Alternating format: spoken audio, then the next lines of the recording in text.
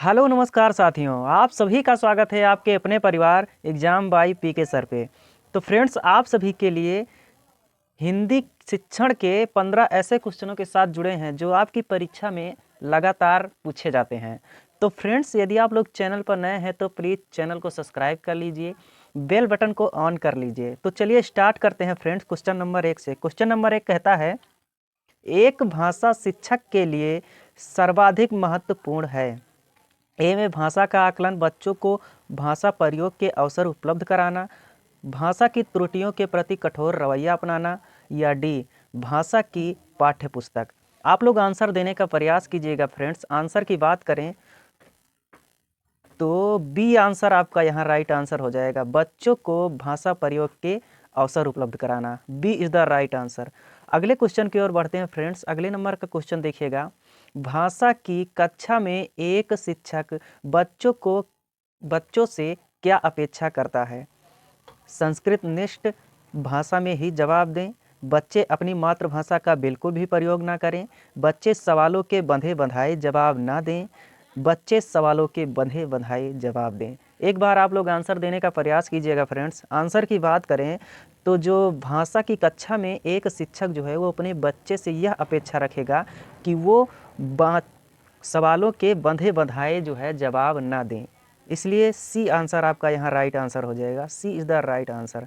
अगले क्वेश्चन की ओर बढ़ते हैं फ्रेंड्स। अगले नंबर का क्वेश्चन देखिए, कहता है, भाषा स्वयं में ए ऑप्शन एक नियमबद्ध व्यवस्था है, बी एक जटिल चुनौती है, सी एक विषय मात्र है, या डी संप्रेषण का एकमात्र साधन है। आप लोग एक बार आंसर देने का प्रयास कीजिएगा फ्रेंड्स। आंसर की बात करें तो भाषा अपने आप में एक नियमबद्ध व्यवस्था है, यह ए ऑप्शन में लिखा है। A is the right answer. अगले क्वेश्चन की ओर बढ़ते हैं फ्रेंड्स। अगले नंबर का क्वेश्चन देखिएगा, भाषा का प्रयोग ए में केवल मुद्रित सामग्री में होता है, बी में जीवन के विभिन्न संदर्भों में होता है, सी केवल परीक्षा में होता है, या डी केवल पाठ्य पुस्तकों में होता है। आप लोग एक बार आंसर देने का प्रयास कीजिएगा फ्रेंड्स। आंसर की बात करें तो जो भाषा का प्रयोग है वो जीवन के विभिन्न संदर्भों में प्रयोग किया जाता है, इसलिए जो है बी ऑप्शन आपका यहाँ राइट आंसर हो जाएगा। B is the right answer. अगले क्वेश्चन की ओर बढ़ते हैं फ्रेंड्स। अगले क्वेश्चन का जो है देखिएगा, बच्चे अपने परिवेश में स्वयं भाषा अर्जित करते हैं, इसका एक निहितार्थ यह है कि ए में बच्चों को केवल लक्ष्य भाषा का ही परिवेश उपलब्ध कराया जाए, बी बच्चों को अत्यंत सरल भाषा का परिवेश उपलब्ध कराया जाए, सी बच्चों को बिल्कुल भी भाषा ना पढ़ाई जाए, डी बच्चों को समृद्ध भाषिक परिवेश उपलब्ध कराया जाए। आंसर आप लोग देने का प्रयास कीजिएगा फ्रेंड्स। आंसर की यहाँ बात करें तो बच्चों को अत्यंत सरल भाषा का जो है वो परिवेश जो है उपलब्ध कराया जाए, इसलिए जो है यहाँ पे बी आपका यहाँ राइट आंसर हो जाएगा। B is the right answer. अगले क्वेश्चन की ओर बढ़ते हैं फ्रेंड्स। अगले नंबर का क्वेश्चन देखिए, कहता है, भाषा सीखने सिखाने का उद्देश्य है, ए में दूसरों की बात समझना सीखना, बी अपनी बात की पुष्टि के लिए तर्क देना, सी विभिन्न परिस्थितियों में भाषा का प्रभावी प्रयोग करना, या डी अपनी बात कहना सिखाना। आप लोग आंसर देने का प्रयास कीजिएगा फ्रेंड्स। आंसर की बात करें तो भाषा सीखने सिखाने का केवल इतना सा मतलब है कि विभिन्न परिस्थितियों में भाषा का प्रभावी प्रयोग आप करना सीख जाएं, इसलिए जो है सी आंसर आपका यहाँ राइट आंसर हो जाएगा।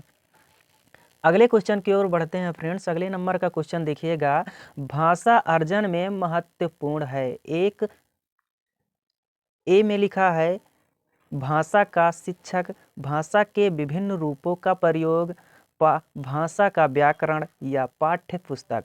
आप लोग आंसर देने का प्रयास कीजिएगा फ्रेंड्स। आंसर की बात करें तो भाषा अर्जन में जो महत्वपूर्ण होता है वह भाषा के विभिन्न रूपों का प्रयोग, यानी कि आप भाषा को विभिन्न रूपों में प्रयोग कर सकें, या जो है बी आंसर आपका यहाँ राइट आंसर हो जाएगा। अगले क्वेश्चन की ओर बढ़ते हैं फ्रेंड्स। अगले नंबर का क्वेश्चन देखिएगा, बच्चों की भाषा संबंधी क्रमिक प्रगति का लेखा जोखा करना क्या कहलाता है। मौखिक परीक्षा, पोर्टफोलियो, उत्तर पुस्तिकाओं, लिखित परीक्षा। आप लोग एक बार प्रयास कीजिएगा आंसर देने का। आंसर की बात करें तो बच्चों का जो क्रमिक प्रगति का लेखा जोखा होता है वह पोर्टफोलियो होता है। पोर्टफोलियो जो है आपका यहाँ राइट आंसर हो जाएगा। अगले क्वेश्चन की ओर बढ़ते हैं फ्रेंड्स। अगले नंबर का क्वेश्चन देखिएगा, भाषा की पाठ्य पुस्तकें ए में साध्य हैं, बी में भाषा सीखने का एकमात्र संसाधन है, सी अभ्यास परक ही होनी चाहिए, या डी साधन है। एक बार आंसर देने का प्रयास कीजिएगा फ्रेंड्स। आंसर की बात करें तो पाठ्य पुस्तकें जो होती हैं वो भाषा में साधन के रूप में इस्तेमाल की जाती हैं, यानी कि प्रयोग की जाती हैं। D is the right answer, साधन है। अगले क्वेश्चन की ओर बढ़ते हैं फ्रेंड्स। अगले नंबर का क्वेश्चन कहता है, पत्र पत्रिकाएं भाषा सीखने में ए में बाधक हैं, बी त्रुटियों के को बढ़ावा देती हैं, या सी बड़ों को पढ़ने की वस्तुएं हैं, या डी एक साधक हैं। आप लोग एक बार आंसर देने का प्रयास कीजिएगा फ्रेंड्स। आंसर की बात करें तो जो पत्र पत्रिकाएं हैं वो भाषा सीखने में सहायता प्रदान करती हैं, इसलिए जो है पत्र पत्रिकाएं एक साधक के रूप में इस्तेमाल की जाती हैं। D is the right answer. अगले क्वेश्चन की ओर बढ़ते हैं फ्रेंड्स। अगले नंबर का क्वेश्चन देखिएगा, बच्चों की भाषा में आकलन का सर्वाधिक प्रभावी तरीका है, ए में लिखित परीक्षा, बी में प्रश्नोत्तर के उत्तर देना, सी प्रश्न पूछना और पढ़ी गई सामग्री पर प्रतिक्रिया व्यक्त करना, या डी जो है श्रुत लेख। एक बार आंसर आप लोग देने का प्रयास कीजिएगा फ्रेंड्स। आंसर की बात करें तो सी आपका यहाँ राइट आंसर हो जाएगा, प्रश्न पूछना और पढ़ी गई सामग्री का प्रतिक्रिया व्यक्त करना। सी इज़ द राइट आंसर। अगले क्वेश्चन की ओर बढ़ते हैं फ्रेंड्स। अगले नंबर का क्वेश्चन कहता है, प्रश्न पूछना, प्रतिक्रिया व्यक्त करना, परिचर्चा में भाग लेना, वर्णन करना। ए में केवल साहित्यिक गतिविधियां हैं, बी भाषा आकलन के तरीके मात्र हैं, या सी भाषा सीखने सिखाने का आकलन के तरीके हैं, या डी जो है केवल शिक्षण पद्धतियां हैं। आप लोग एक बार आंसर देने का प्रयास कीजिएगा फ्रेंड्स। आंसर की बात करें तो भाषा सीखने सिखाने तथा आकलन के तरीके हैं। सी आंसर आपका यहाँ राइट आंसर हो जाएगा, यानी प्रश्न पूछना, प्रतिक्रिया व्यक्त करना, परिचर्चा में भाग लेना, ये जो है भाषा सीखने सिखाने और आकलन के जो है तरीके हैं। सी इज़ द राइट आंसर। अगले क्वेश्चन की ओर बढ़ते हैं फ्रेंड्स।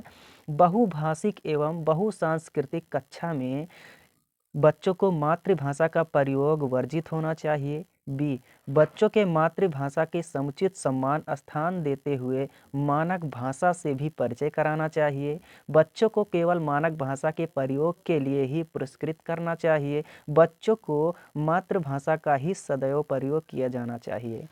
तो आंसर आप लोग यहाँ देने का प्रयास कीजिएगा फ्रेंड्स। आंसर की बात करें तो बी आंसर यहाँ पे राइट आंसर हो जाएगा, यानी बच्चों को मातृभाषा का तो समुचित सम्मान देना ही चाहिए, पर जो है उन्हें उसके साथ मानक भाषा का भी उनको परिचय देना चाहिए, इसलिए बी आंसर राइट आंसर हो जाएगा। अगले क्वेश्चन की ओर बढ़ते हैं फ्रेंड्स। अगले नंबर का क्वेश्चन देखिएगा, भाषा के व्याकरण की समझ को केवल वस्तुनिष्ठ प्रश्नों के माध्यम से आंका जाना चाहिए, केवल लघु उत्तर प्रश्नों के माध्यम से आंका जाना चाहिए, निबंधात्मक प्रश्नों के माध्यम से आंका जाना चाहिए, या डी संदर्भपरक प्रश्नों के माध्यम से आंका जाना चाहिए। आप लोग आंसर देने का प्रयास कीजिएगा फ्रेंड्स। आंसर की बात करें तो भाषा के व्याकरण की समझ को जो है परक प्रश्नों के माध्यम से आंका जाना चाहिए, यानी कि डी ऑप्शन आपका यहाँ राइट आंसर हो जाएगा। संदर्भ परक प्रश्नों के माध्यम से आंका जाना चाहिए। अगले नंबर का क्वेश्चन देखिएगा फ्रेंड्स। अगले नंबर का क्वेश्चन कहता है, स्वतंत्रता का विलोम शब्द है, गुलाम, बी में प्रतंत्रता, सी में पराधीनता, या डी में परतंत्र।